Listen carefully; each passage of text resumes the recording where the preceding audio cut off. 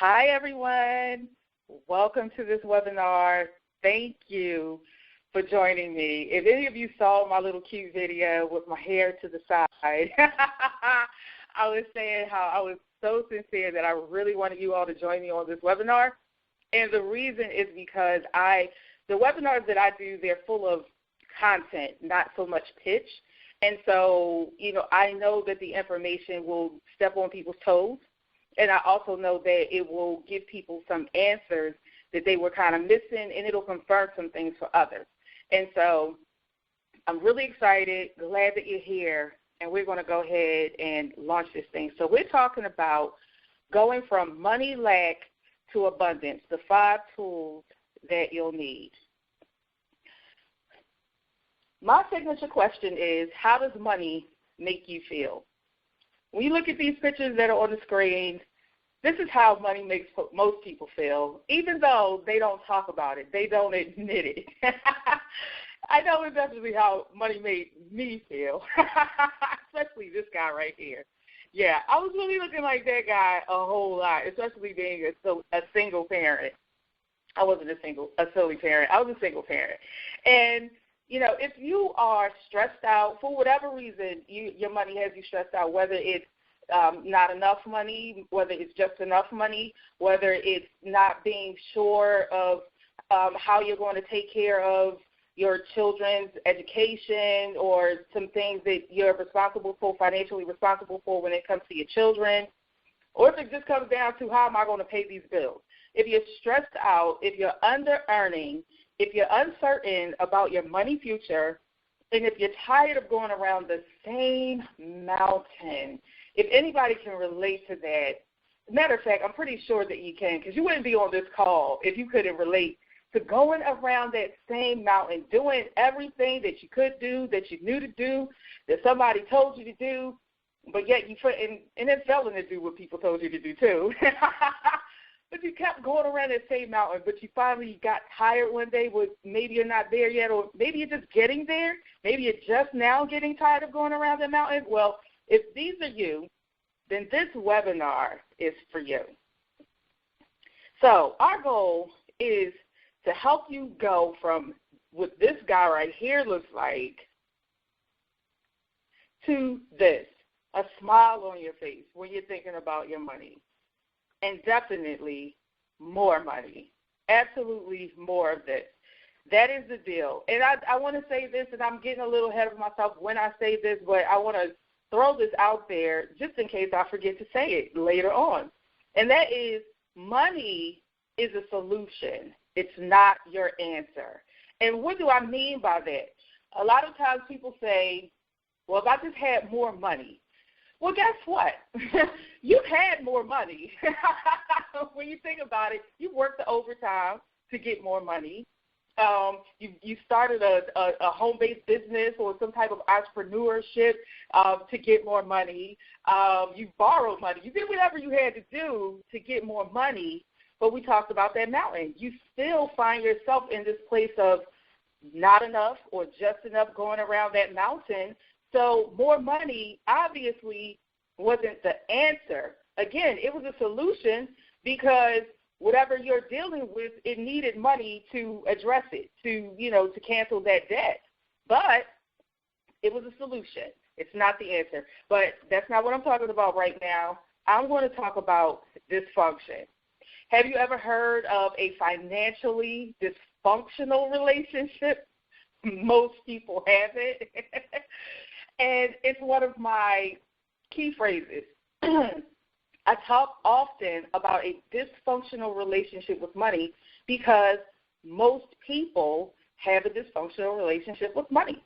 So let's see if you have a dysfunctional relationship with money, because you might be thinking, I don't have no dysfunctional relationship with money. Where did that come from? Well, you're about to find out, because I just may step on your toes.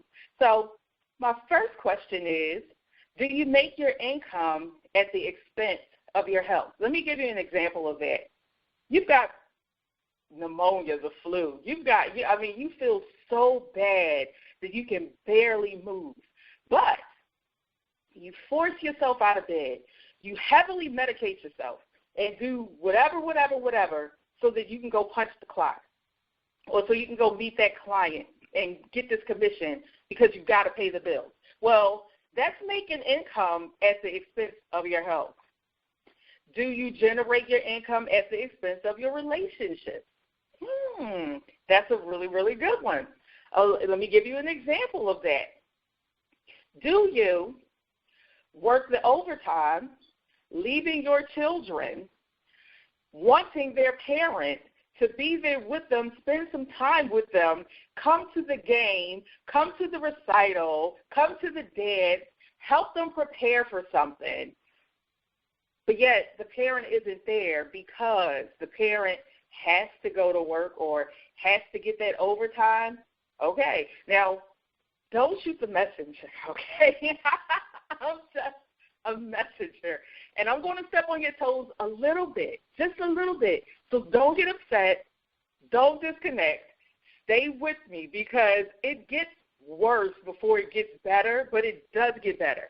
But a lot of times when we got to address some things, a lot of the things that we don't normally want to address, well, it kind of, you step on the toes, makes you want to say ouch.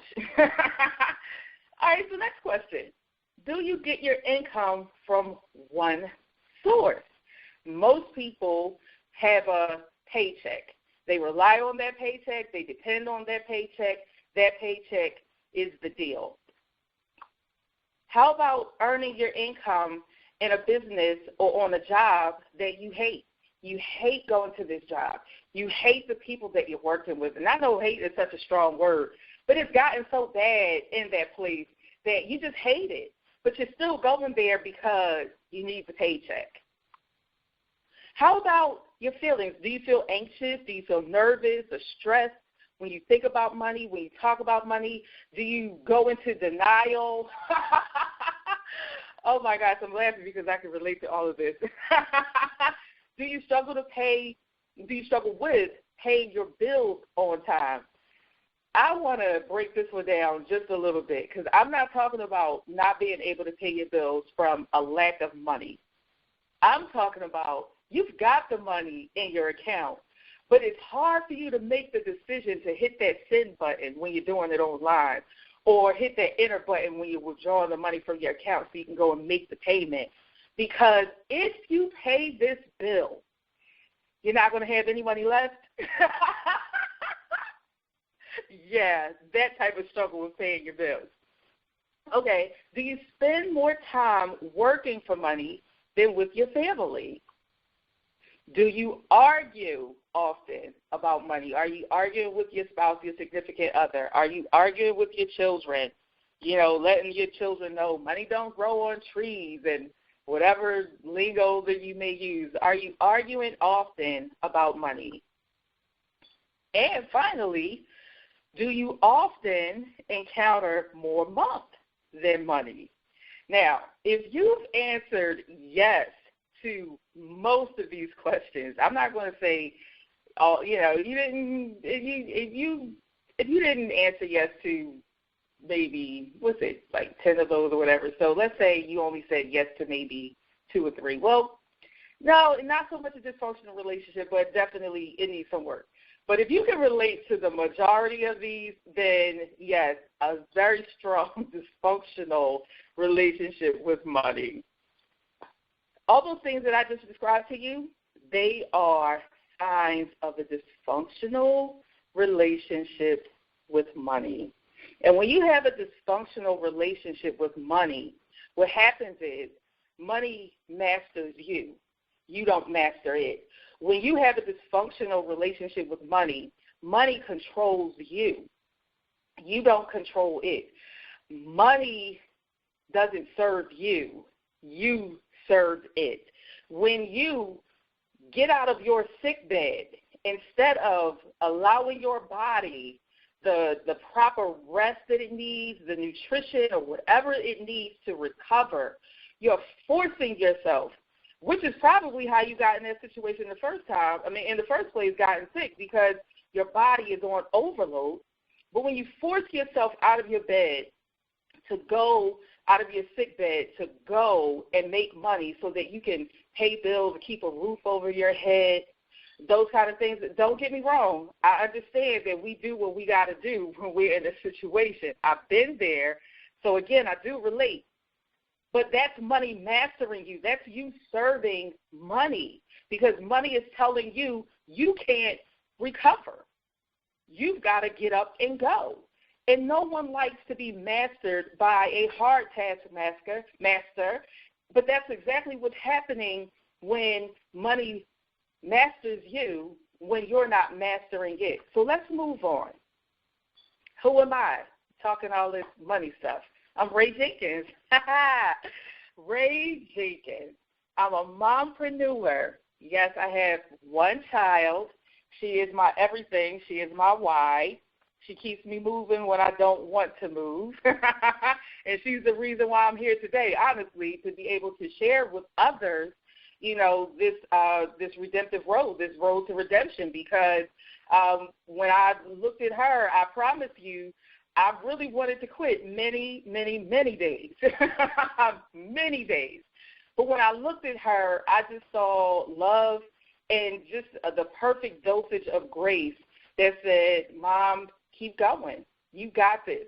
And so I'm a proud mompreneur, and I'm going to talk a little bit more about her a little bit later.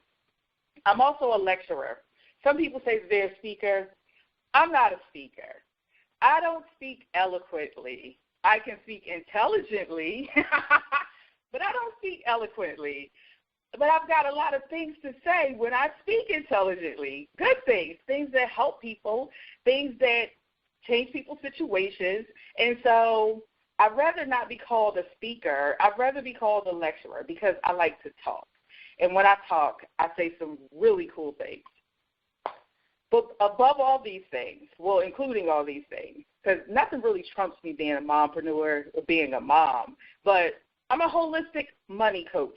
And I want to hone in on the word holistic, because you won't hear me parroting Dave or Suze. If you don't know who they are, Dave Ramsey and Suze Orman.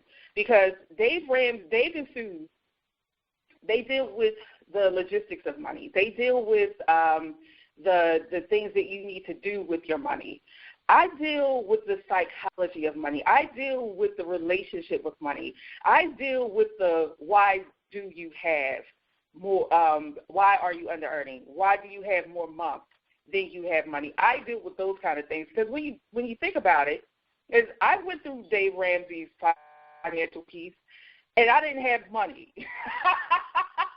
And so when he was telling me that I had to do my not the budget, but the emergency fund, when he was talking to me about doing an emergency fund and all those things, and you know where to invest, it was great information, but there was no way I could implement those things because I did not have the money. And so it's kind of frustrating to be in a place where you can't even take action on the things that you know will cause you to win. So I'm definitely pro Dave and Sue. Don't get me wrong. I'm just saying that I deal with the root of things. I don't deal with the budget. You already know you need a budget. You know, if you don't have enough money to budget, then you probably need to talk with the holistic money coach opposed to the financial advisor. So what do? I help the fed up under-earner move beyond money dysfunction to a right relationship with money and increased earning potential. And I'm definitely here to help you get to your mountaintop.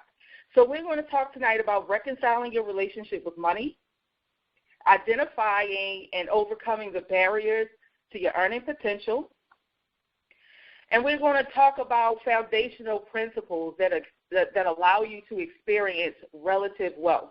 And I want to take a moment before we scoot on to talk about relative wealth. And that's because a lot of times people associate the word wealth with millionaire.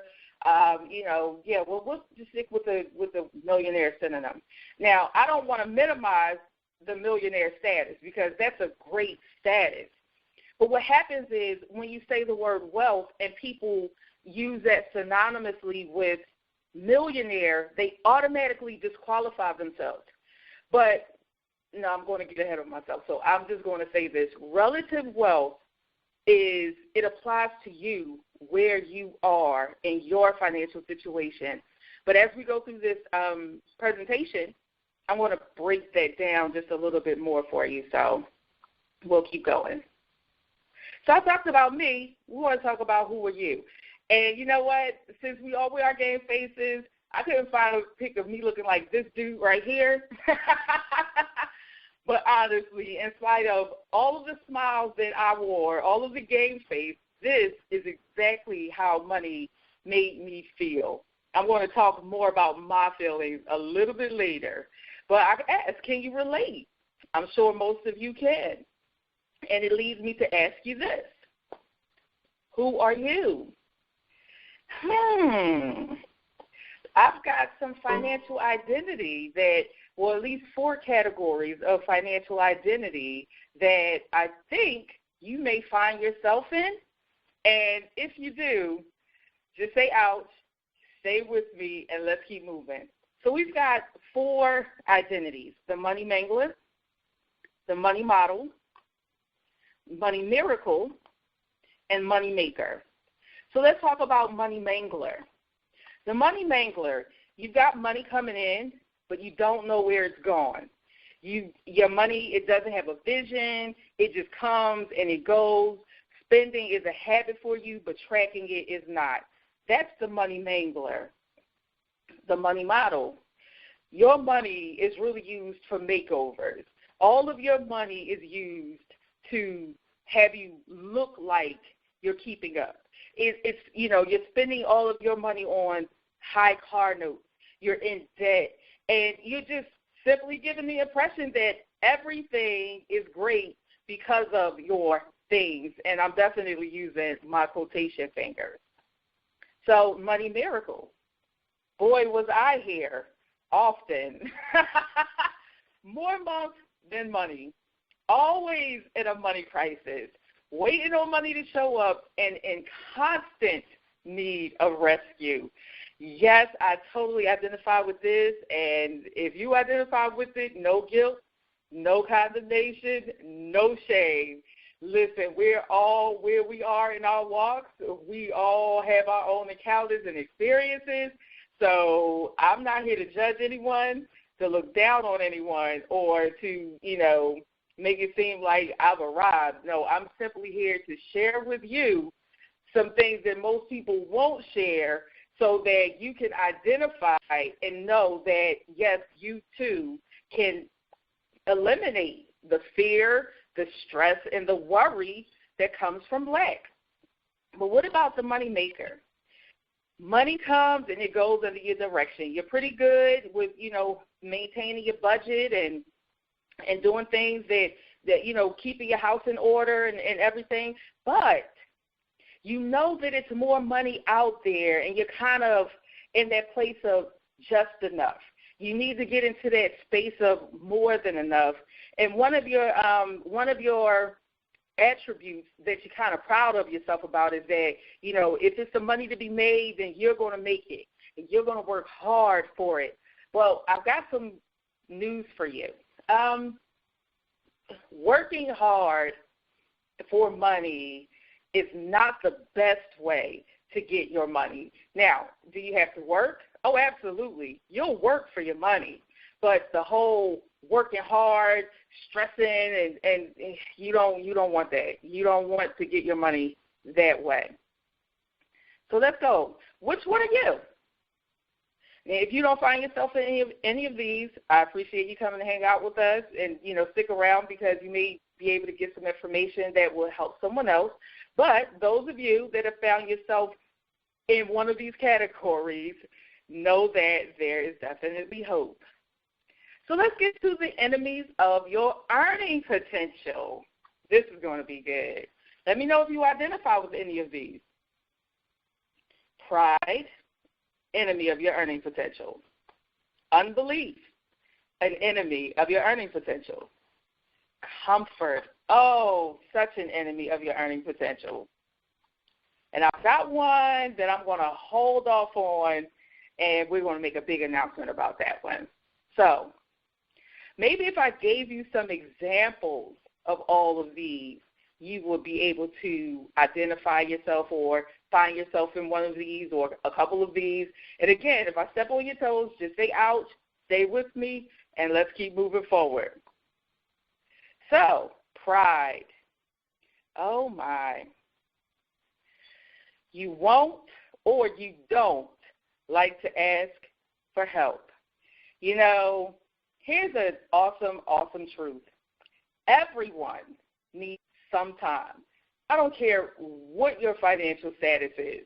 There are millionaires, billionaires that need help sometimes because there are things that need to be done, projects that need to be completed, assignments that need to be completed that cost more than an individual's income or their net worth.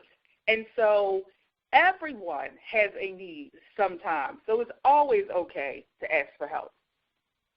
It's hard for you to receive. This is a huge one. Many people know how to give. Many people know how to give.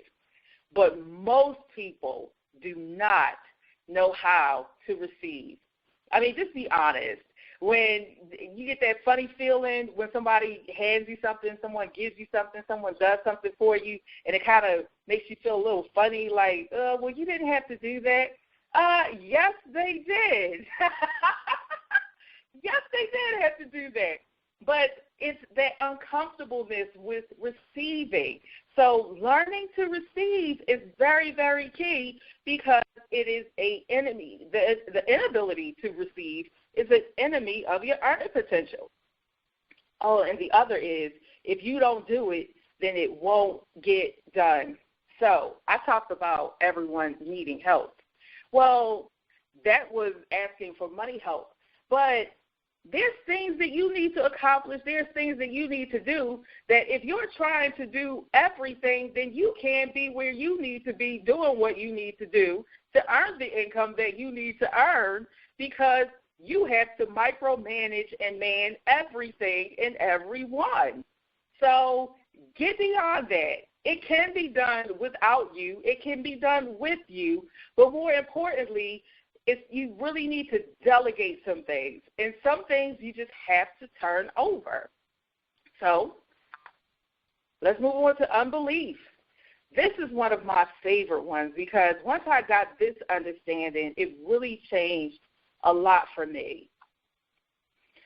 You've got to understand that unbelief is not disbelief. So let me talk about the word unbelief. Many Christians can relate to that, and I'm a Christian girl. Yeah, Jesus is my dude. He is. In my Christian walk, I've heard a lot about unbelief, and it challenged me because it made me think that if I had unbelief, that if I didn't believe, then I was not in faith. Well, faith is such a key component to your walk in anything that you do, anything that you're striving to do that you want to accomplish. Faith is one of the biggest components. Well, I had to learn that disbelief was me not believing anything, that the unbelief was me believing the wrong thing. And I'm going to take a moment to really get this over to you. It's not that I didn't believe. I did believe something, but I was believing the wrong thing. So I didn't believe that I could earn at my peak potential. I wanted to earn at my peak potential, but I didn't believe that I could earn at my peak potential. So the unbelief was me believing that I could not earn at my peak potential. So I'm hoping that that's making sense because disbelief is you not believing anything, and that's a person that's not in faith.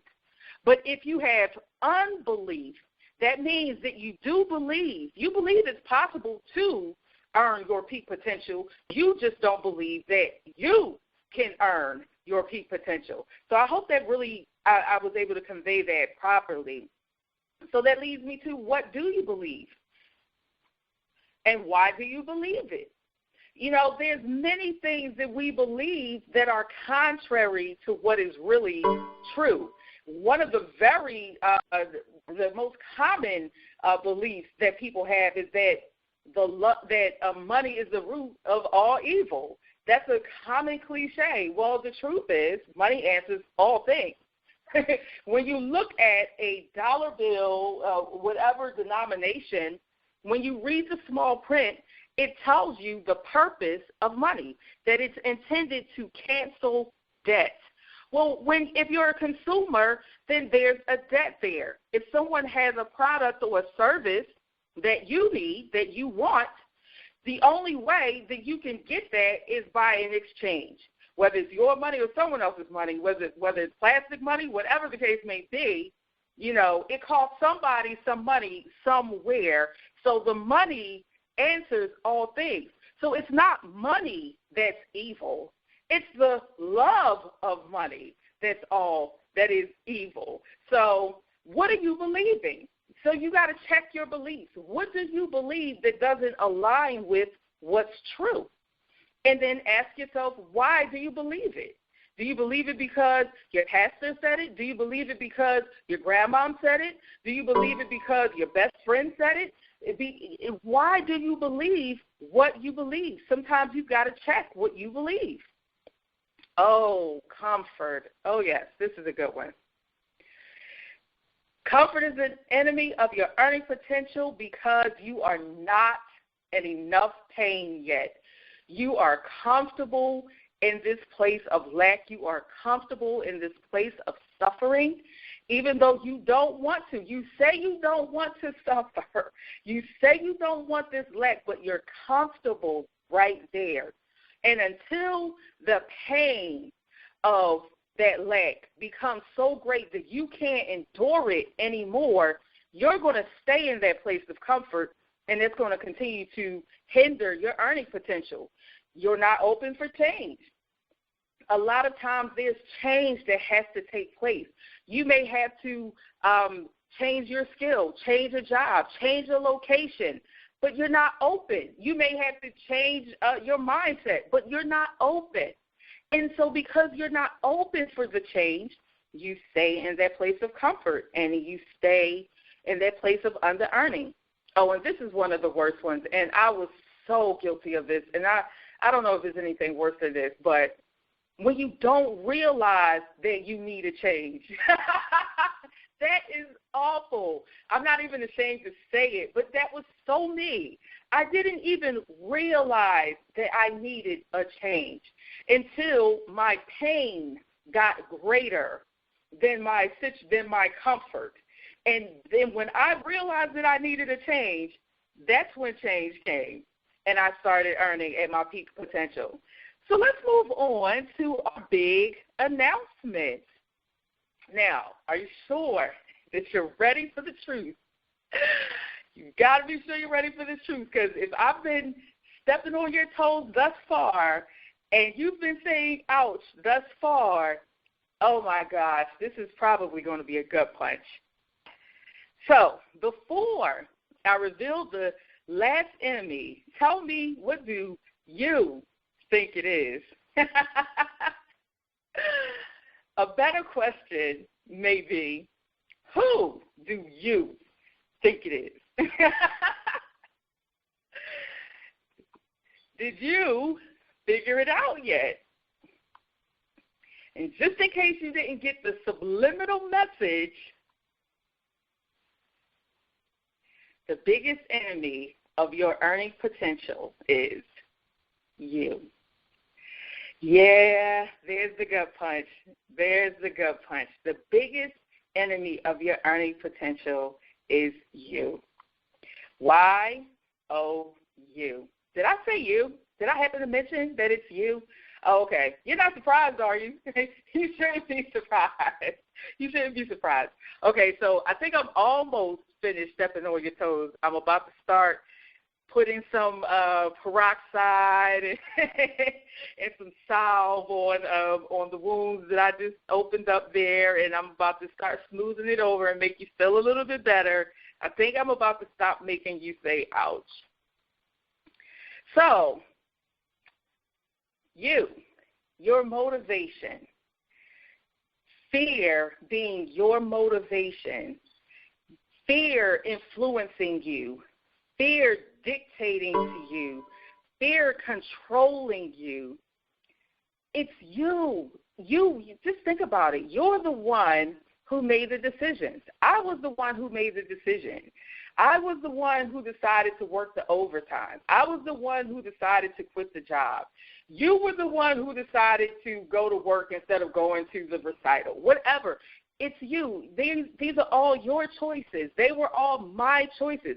So we make these choices, and we make these choices out of a fear motivation. Fear of loss, fear of lack, fear of debt, fear of defeat. Whatever the fear may be, fear is at the root of it. And so as long as fear is your motivation, as long as it's what drives you, you continue to get fear-based results. So that's what we were talking about, going around that mountain, continuing to go around that mountain. You'll continue to get those fear-based results, the results that you don't want, because fear is at the root of your decision-making. So we got to overcome your fears. So let's talk about what you're afraid of. Let me tell you what I was afraid of.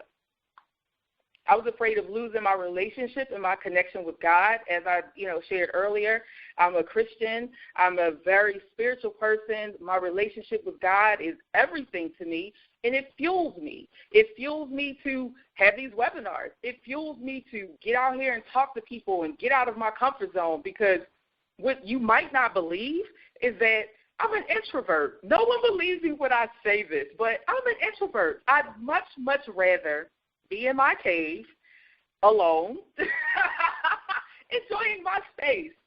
But because I know that I need to get out of my cave and help someone else, it's that relationship with God that fuels me to get out of my cave and stay out of my cave. And so losing a relationship and a connection with Him was very, very, it was hindering me, because I thought that if I had more money, that I would turn on God, that I wouldn't have the kind of relationship that we had. And I've had a very good relationship with Him over the years, and still do. I was afraid of losing my relationship with my family, because we're very, very close-knit. We talked about dysfunctional relationship with money. Oh, my gosh, talk about dysfunctional families. Yes, we were definitely a dysfunctional family, but we love each other. Like, we might not know how to love each other all the time, but we love each other.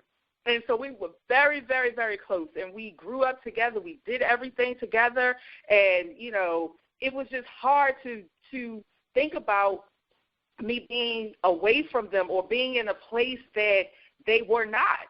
And so I feared that if I increased financially, that it will cause a separation between us for several reasons. But one of the biggest reasons is because they will always come to me and want me to bail them out of trouble, because, they knew that I had money. And I didn't want to do that. But I didn't want them thinking that I was fronting on them and that I changed because I had money, because that wasn't the case. It was just that, I'm not your savior. Like, stop making these choices. I had to stop making mine. You stop making yours, and do something that will get you into a better situation.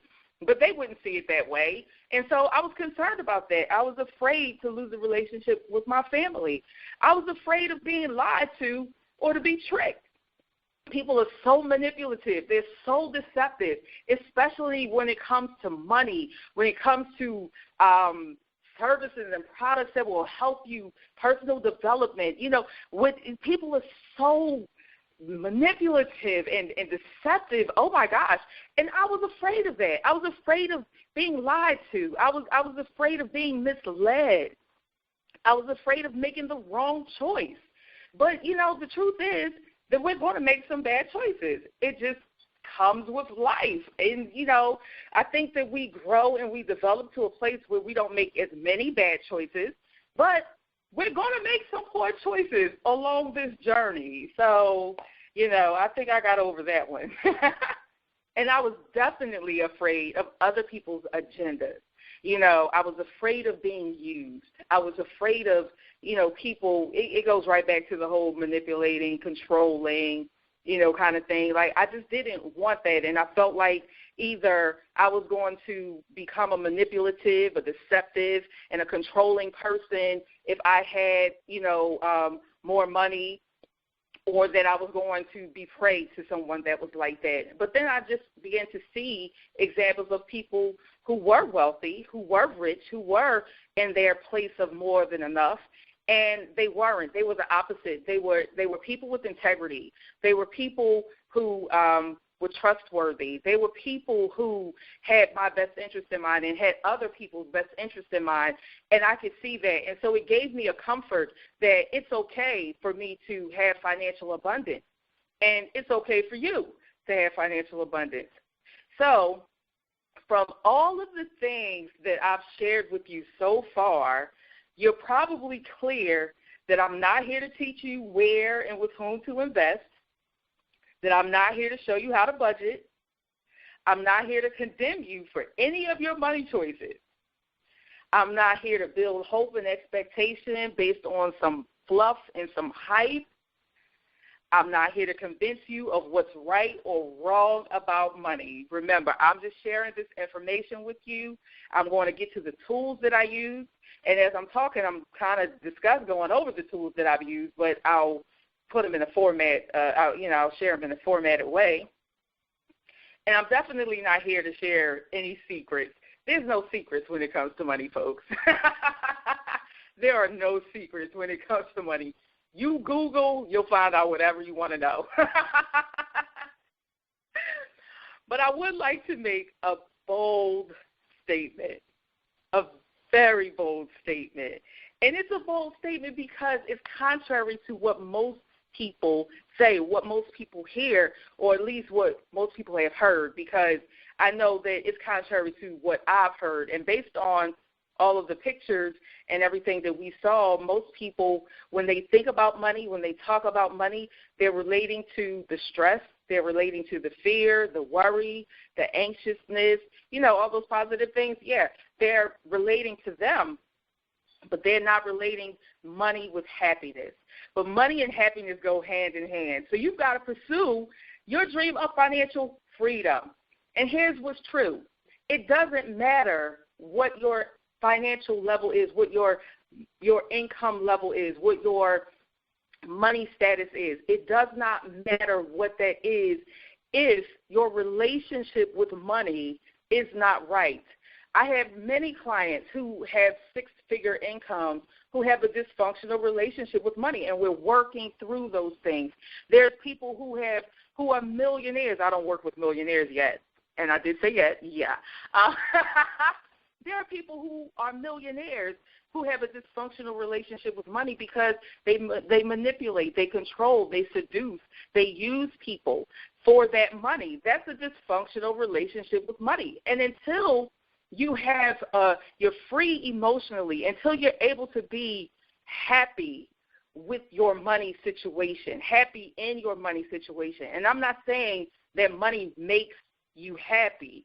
You can be without all the money you want and still be happy. As a matter of fact, you should. But what I am saying is that when you've got that money, there is no stress. When you got that more money, that stress is gone, right? When you've got money in your pocket, even if you know it's only going to be there for a short couple of minutes, couple of hours, couple of days, when you've got that money, your swag is different. Your attitude is different. Why? Because you don't feel the stress. You don't feel the pressure. You don't feel the worry because the money is there. And you feel happy. When you've got money to pay your bills on time, when you've got money to go and take the day off and go and be with your children to support them at some event that's important to them, those kind of things, that's happiness. So money does contribute to your happiness. It doesn't just contribute to your stress. So that's what we want to talk about, getting you to that place of money and happiness going hand in hand. And it starts with changing your thinking. When you change your thinking, I promise you, your money problems will fix themselves. So here's a call to action. We are going to move on and start talking about getting to your mountaintop, getting you from going around the mountain and getting you to the mountaintop. So let's talk about my story. No, you don't get to leave the call without hearing about Ray Jenkins and her story. So this picture that you see here is my mini-me.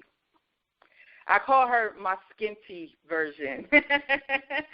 This is Ray, my daughter, and we've experienced a generational change. And let me talk about that generational change. At the age of 22, my daughter is everything that I was not at the age of 22. When I was 22, I was broken. I was conditioned to fail. I was a college dropout. I was a single mother. I was on welfare, broke, unable to keep a job, depressed, suicidal. Yeah, definitely that. No vision, no purpose, no goals. Not to mention, no self-esteem, no self-worth, no self-value. And that's just being honest. I did not have any of those things at the age of 22. So why is it a generational change? Because it was 4 generations of being a single parent, being a single mother, 4 generations of welfare. So you could imagine that the entitlement and poverty and lack and hustle mode and just everything that kept me on the grind was going on and deeply embedded in me. And it took some work, some inner work, to get me beyond that thinking, get me beyond those activities. It took me some time to do it. But I did it. And I'm glad that I did it. But let's talk about her. Let's talk about where she is. My daughter's graduating in May. As a matter of fact, she's graduating May the 10th, which is the day before Mother's Day. So that is the most epic Mother's Day present ever. She's traveled around the country. Throughout the United States, in and out of the country, she travels often. She's been traveling since she was about 14 years old, in and out of the country, because I decided that she needed a different experience. I always saw her value and her worth, but I didn't see mine. And so I spent all of my energy making her a better person than I was, but I was also working on me, and that's why I'm able to share with you today, because I took some time to work on me. So I do have self-worth. I definitely have self-value, self-esteem, all those wonderful things. And so there you have it. She's graduating with honors. She travels across the country. She doesn't have any children, nowhere near having children. She's far from depressed. She's just got great things going on in her life, and it's because I committed to a generational change. So let's talk about what I did. I prayed. And I'm sure that some of you prayed too, but I prayed. I made a decision. I made a decision that my daughter's life would be different than my life. And I made a decision that we were going to change our generation, that not only would her life be different, would her life be better, but that her children's life would be different, that her children's life would be better, that, I experienced survival and struggle. My daughter, she experienced a little bit of struggle. She saw me struggle, but she didn't have struggle. Her children will not experience any of that because I made a decision. I found and I connected myself with people I could trust. They had my solution. I found me mentors. I hired coaches. business coaches, personal coaches. I hired coaches to help me become a better person, to develop, and they were people that I could trust. I got knowledge. I bought books. I bought audios. I went to classes. I went to seminars. I joined network marketing companies. I got knowledge. I got around people who knew things, who had my answer, who had my solutions. I spent money that I didn't have. I was still on welfare, and I would go find me a $20 book or a course, or, find me a class that I could, that cost me $50, or a book that only cost $10, the audio series that cost $20. Like, I loaded myself with knowledge. I got information, and I implemented those things that I learned. I didn't just get information. I took action on the information that I had gotten. So we've got to defeat fear at its root. Now, did you know that all the stuff that I just told you, you could put all of the action steps that I just mentioned to you in practice and still get no results? Yeah. Yeah, because you prayed, but you're still going around that mountain, right? All right, so let's talk about that. The only reason is because of the wrong motivation. Going back to the fear, we've got to defeat fear at its root. When you defeat fear at its root, your motivation changes. And when you're not operating from, speaking from, thinking from a wrong motivation, a fear-based motivation, things start moving, things start happening. So what I did is really the 5 tools. The 5 tools that you need to go from money lack to abundance is a growing relationship with God or your source, however you decide to run that. It's an interchangeable word for some. For me, God is Jesus. Jesus is my dude. But for others, God may be the universe, God may be Buddha, God may be Muhammad, whatever that interchangeable word is for you, you've got to have a growing relationship with God. And I say growing because it continues, it develops, it continues it's just different layers, like an onion. It just keeps peeling back, and you get closer, and you become more like him. The other tool is a vision. You've got to have a vision. What I decided that we had, when I said that we were going to have a generational change, I had a vision. I created a vision. I started seeing beyond where I was. I grew up in the hood, in the cut, in the hood. A matter of fact, let me share this really, really quickly. Where I grew up is in Philadelphia, in the streets of North Philadelphia, not right around the area where Temple University is. And there was just news I saw today about an incident with young girls who attacked some college student for any given random reason. And when I saw the pictures of those girls, it saddened me. And it saddened me because I used to be those girls. It was, where I came from, it was that mentality. It was no picture of hope painted. There was no vision of good. There was no vision of peace. It was very violent. It was very, it was a mindset of the survival of the fittest. And so, I had to see beyond that vision. I had to create my own vision. And you'll have to create your own vision. You'll have to look beyond where you currently are and paint a picture of where you desire to be so that you can start moving in that direction. And you got to have a made-up mind. That's the third tool. Have a made-up mind. Why? Because the road gets bumpy. If anyone tells you different, they're lying to you. This road is not easy. It is not easy, but it's worth it. When the pain that I felt that caused me to start going through change, it didn't stop because I made a decision to make a change. I still had pain as I was growing.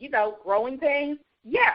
I had those, but I'm not in that pain anymore. And so the made-up mind helped me to press past the pain. And you'll have to press past the pain. If you don't have a vision and a made-up mind, you're going to stay exactly where you are. Fourth tool, you've got to have a support team and system in place. As I said, I went and I spent money, I will find money. I did what I had to do to become a better me. I paid for coaches. I found me mentors. I paid for audio series and books and trainings. I paid for them because I needed a support base. I needed a system in place that would help me sustain my made-up mind so that I could see my vision. And you'll need that too. And finally, you'll need a plan of action. You might not know every step. You might not know everything that you have to do, but there's some action steps that you can begin with. You know, you don't have to, I think it was Zig Ziglar who said, you don't have to be great to get started, but you've got to get started to be great. If you want to see your change, you've got to have a plan of action. But we're going right back to tool number one, that relationship with God. The awesome thing is if you have a plan of action and you start taking steps in that plan, he can redirect you. He can reroute you if you're getting off course. So if you've got that relationship with God, then you'll trust him to reroute you. So don't be afraid to step out. When you step out, your God, your source, will help you. You don't have all the answers when you go, I promise you. But when you go, you will get your answers. So let's get to your mountaintop so we can wrap up this call. This is a call to wealth.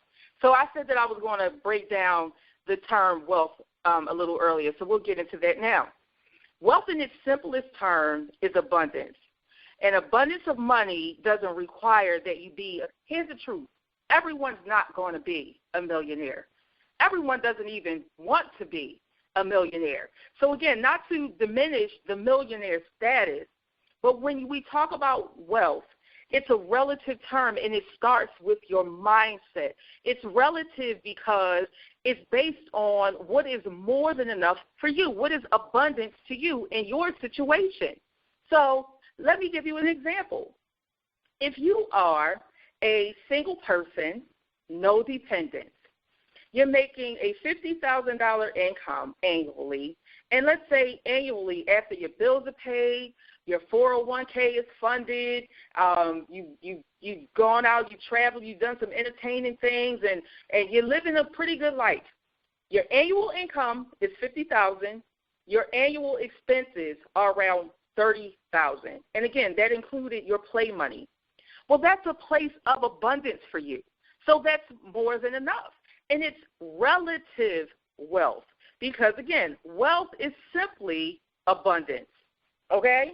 So replace the interchangeable word of millionaire, unless you want to become a millionaire, with the interchangeable word of abundance when you think of wealth so that you're not disqualifying yourself. So to do that, you've got to decide to live in abundance. You've got to make that decision. And that choice is yours. Remember I was saying you. Yeah, these are all your choices, and you can make that choice. Once you decide to live in abundance, think and speak abundance. Think and speak on what you've decided on.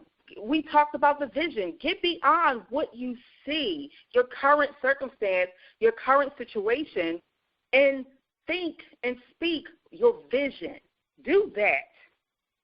And commit to abundance within a healthy relationship with your money, where money is serving you, you're not serving it, where you are mastering money, money is not mastering you.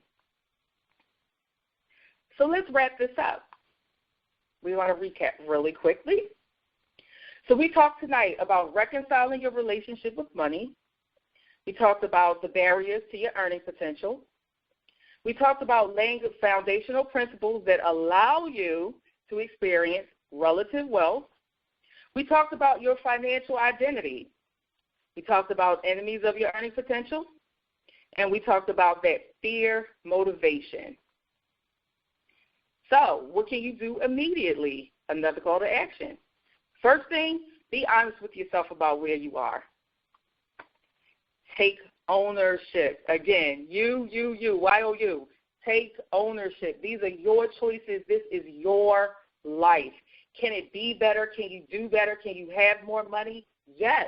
But you've got to take ownership for your choices. You've got to take ownership for the decisions that you've made, and you've got to take ownership for the decisions that you will make to change your situation. Forgive yourself for the mistakes that you've made. We've all made some poor choices, made some mistakes. Forgive yourself. Except that where you are is not where you have to be. Find folks you can trust and speak openly about your money situation so that you can process and assess your situation without bias. So let's talk about your mountaintop real quick. What does that mountaintop look like for you? You know that. Paint that vision. You know, for me, it was changing my generation. It was my daughter being successful. It was my daughter not having to struggle. It was for my daughter's children to be able to go to college without us getting student loans. That's my vision. What's your vision? What does your mountaintop look like? Paint that vision. Paint that picture for yourself. And finally, act on the knowledge and the advice that you get through wise counsel. So, financial wellness. Let's chat. That's what I want to do. I want to chat with you. I want to chat with you about your mountaintop. I want to chat with you about your vision. I want to chat with you about where you're going opposed to where you are. Now, where you are, we'll talk about that too, but we want to focus on where you're going. We want to focus on that vision. So I'm inviting you to come and chat with me. You can go to talkwithray.com, and there's a application there, and it's for serious people only. I mean, you know, I'm only one person, so there's only so many people that I can really work with. But as I said, you know, I'm fueled to help people, and so come and chat with me. Spend some time talking about your vision, talking about that mountaintop, talking about what you desire to do for your children, for your next generations. Let's talk about those things, because everything that I shared with you tonight, I showed you how it's all possible, how it's possible to get from the bottom of that mountain, going around it, getting to the top. So here's my contact information. You can reach me by phone. You can reach me at my website, rayjenkins.com, definitely on social networks. I'm on Facebook, I'm on Twitter, LinkedIn, and you can also email me, and there's all of my contact information there. So it is 8:01, and I want to thank you all for joining me on this webinar tonight. I hope that I shared some things that helped you to appreciate that you can and you should go from money lack to abundance. Have a great evening.